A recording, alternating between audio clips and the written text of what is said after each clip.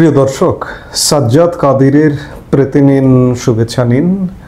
এই মুহূর্তে আপনাদের সামনে কথা বলতে এসেছি ভারতীয় গণমাধ্যম দ্য প্রিন্টের বিশ্লেষণ শেখ হাসিনার রাহুল প্রিয়াঙ্কা মডেল আওয়ামী লীগের জন্য কতটা যুক্তিযুক্ত এ বিষয়ে গতকাল ভারতীয় গণমাধ্যম দ্য প্রিন্টে একটি আর্টিকেল প্রকাশিত হয়েছে। উপসম্পাদকীয় কলাম দীপ হালদার যেটি লিখেছেন, সেখানে সম্প্রতি শেখ হাসিনা আওয়ামী লীগের নেতৃত্বে যে তার পুত্র সজীব ওয়াজেদ জয় এবং কন্যা সাইমা ওয়াজেদ পুতুলকে ভাবছেন, সেটি নিয়ে একটি মতামত কলাম প্রকাশিত হয়েছে। আমি মতামত কলামের কিছু বিষয় উল্লেখ করবার পর আমি আমার মতো করে মতামত দেব যে শেখ হাসিনা যে নির্ধারণ করেছেন যে তার আগামীর উত্তরসূরি হবেন সজীব ওয়াজেদ জয় কিংবা সাইমা ওয়াজেদ পুতুল, সেটি কতটা যুক্তিযুক্ত।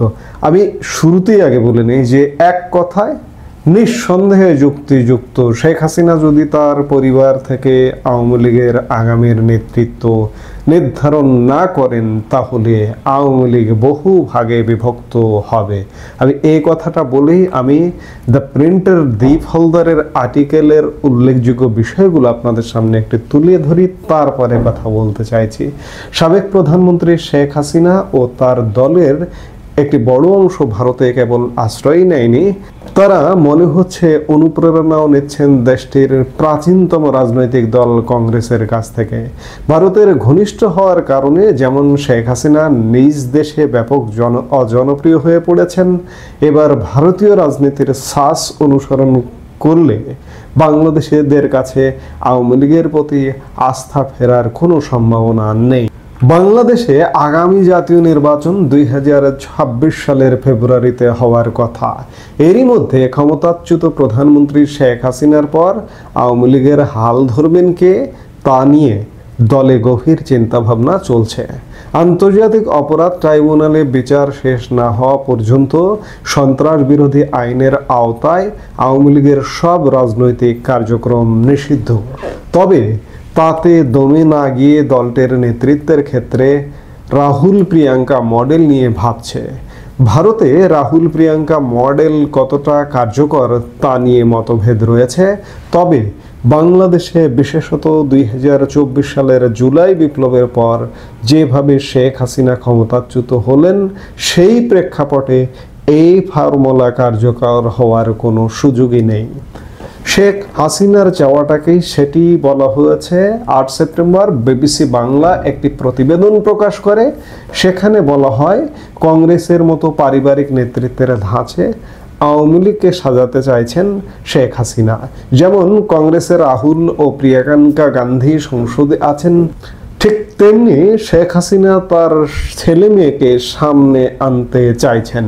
প্রতিবেদনে বলা হয়, শেখ হাসিনার ছেলে সজীব ওয়াজেদ জয় বর্তমানে যুক্তরাষ্ট্রে আছেন। তিনি আওয়ামী লীগের মুখপাত্র হয়ে উঠেছেন। তিনি আন্তর্জাতিক গণমাধ্যমে বাংলাদেশ রাজনীতি ও আওয়ামী লীগের অবস্থান তুলে ধরছেন। অন্যদিকে শেখ হাসিনার মেয়ে সাইমা ওয়াজেদ পুতুল বিশ্ব স্বাস্থ্য সংস্থার দক্ষিণ পূর্ব এশিয়ার আঞ্চলিক পরিচালক ছিলেন। তিনি দলের ভেতরের গুরুত্বপূর্ণ কাজ সামলাচ্ছেন।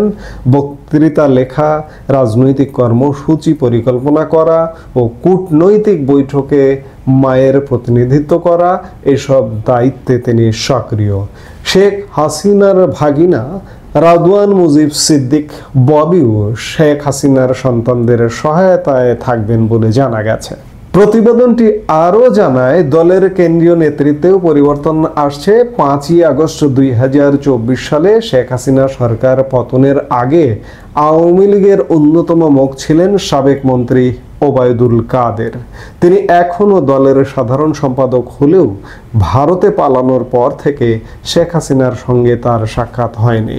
শেখ হাসিনার নতুন ঘনিষ্ঠ মহলে আছেন সাবেক স্বরাষ্ট্রমন্ত্রী আসাদুজ্জামান খান কামাল, সাবেক এমপি ও বর্তমান যুগ্ম সম্পাদক বাহাউদ্দিন নাসিম এবং সাবেক বস্ত্র ও পাট মন্ত্রী আওয়ামী লীগের প্রেসিডিয়াম সদস্য জাহাঙ্গীর কবির নানক।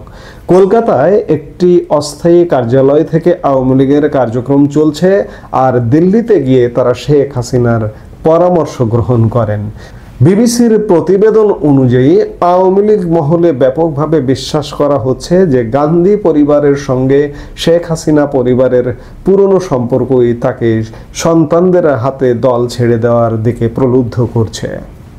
রাহুল গান্ধীর ভারত জড়ো যাত্রাকেও তিনি প্রশংসা করেছেন এবং এর প্রভাব দেখে মুগ্ধ হয়েছেন।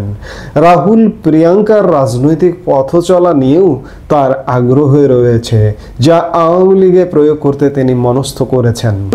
দ্য প্রিন্টের এই আর্টিকেল ভুল হিসেবে লিখেছে, শেখ হাসিনার বিরুদ্ধে সবচেয়ে বড় অভিযোগগুলোর একটি ছিল ব্যাপক দুর্নীতি, যার সুবিধাভোগী ছিলেন তার পরিবারের সদস্যরা ও দলের শীর্ষ নেতৃত্ব। যদিও 2024 সালের জুলাই বিপ্লব শুরু হয় সরকারি চাকরিতে কোটার ইস্যুতে, পরে তা রূপ নেয় শেখ হাসিনার সরকার বিরোধী অভ্যুত্থানে, যা আসলে প্রজন্মের আকাঙ্ক্ষাকে অগ্রাহ্য করে বংশ পরম্পরাগত শাসনের বিরুদ্ধে ছিল। আর্টিকেলে আরও লেখা হয়েছে, এই গত 17 সেপ্টেম্বর বাংলাদেশি গণমাধ্যমে খবর আসে শেখ হাসিনা, তার ছেলে জয় ও মেয়ে পুতুল ও আরও কয়েকজনের বিরুদ্ধে ভূমি সংক্রান্ত দুর্নীতি মামলায় 3টি ভিন্ন ঘটনায় 5 জন সাক্ষ্য দিয়েছেন। যুক্তি দেওয়া যায়, এ ধরনের কিছু মামলা হয়তো ডক্টর মোহাম্মদ ইউনূসের নেতৃত্বাধীন অন্তর্বর্তী সরকারের রাজনৈতিক উদ্দেশ্য প্রণোদিত।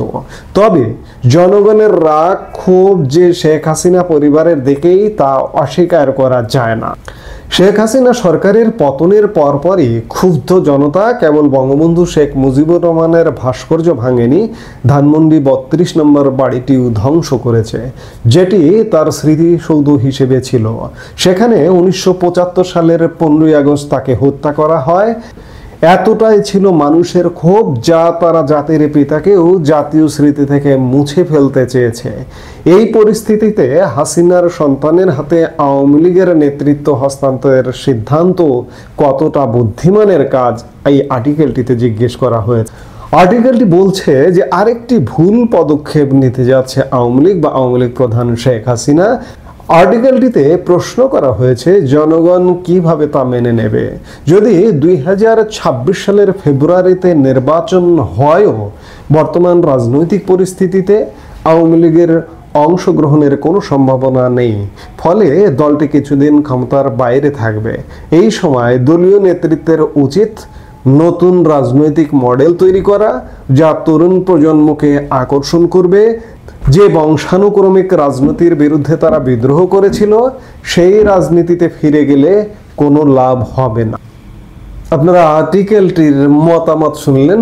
আমার কথা শুরুতে যেমন করে শুরু করেছিলাম যে শেখ হাসিনা যে সিদ্ধান্ত নিয়েছেন জয় পুতুলকে নেতৃত্বে আনবেন, এটি যথার্থ সিদ্ধান্ত নিয়েছেন। আমি আবারও বলতে চাই, যদি বঙ্গবন্ধু পরিবারের বাইরে আওয়ামী লীগ নেতৃত্বে এই মুহূর্তে আসে, আওয়ামী লীগ যেহেতু এখন দুঃসময়ে, এই দুঃসময়ে ওই পরিবার ছাড়া আওয়ামী লীগ বহু ভাগে বিভক্ত হয়ে যাবে।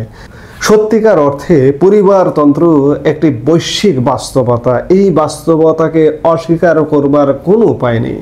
আমাদের উপমহাদেশে তো এটি আরও তীব্রভাবে, ভারতে যেমন জাতীয় কংগ্রেস আছে, তেমনি পাকিস্তানে, শ্রীলঙ্কায়, বিভিন্ন জায়গায়, পাকিস্তানে নওয়াজ শরীফের মুসলিম লীগ, নওয়াজ শরীফের ভাই শাহবাজ শরীফ এখন পাকিস্তানের প্রধানমন্ত্রী, কিংবা ভুট্টো পরিবারের পিপলস পার্টি, ভুট্টো পরিবারের বেনজির ভুট্টোর হাজবেন্ড আসিফ আলী জারদারি এখন পাকিস্তানের প্রেসিডেন্ট।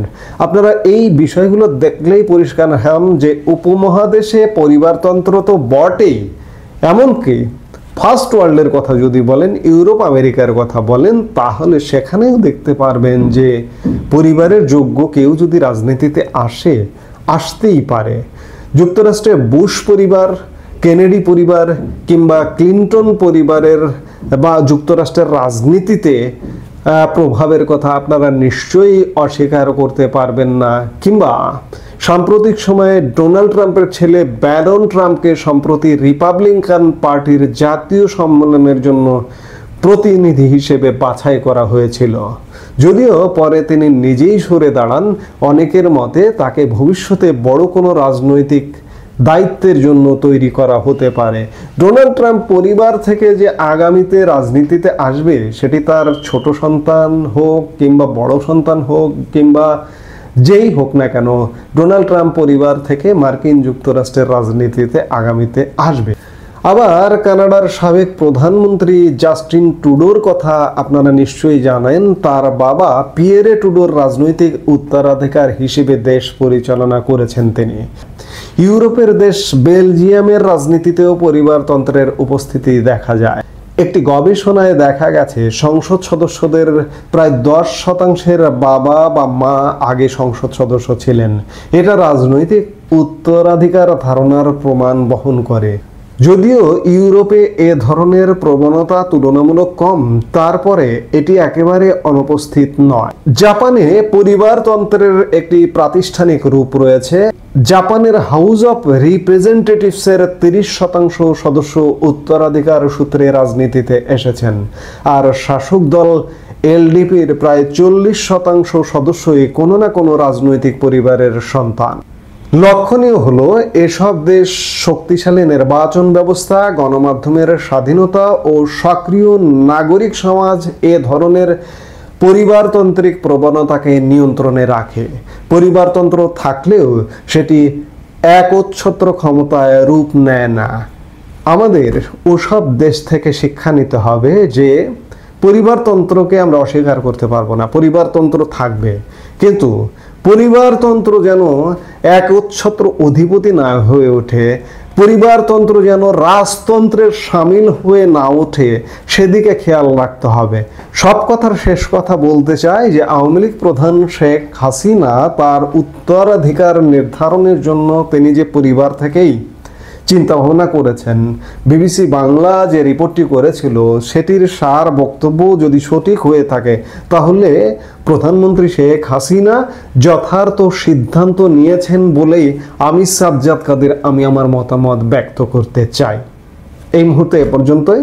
সবাই ভালো থাকুন, সুস্থ থাকুন।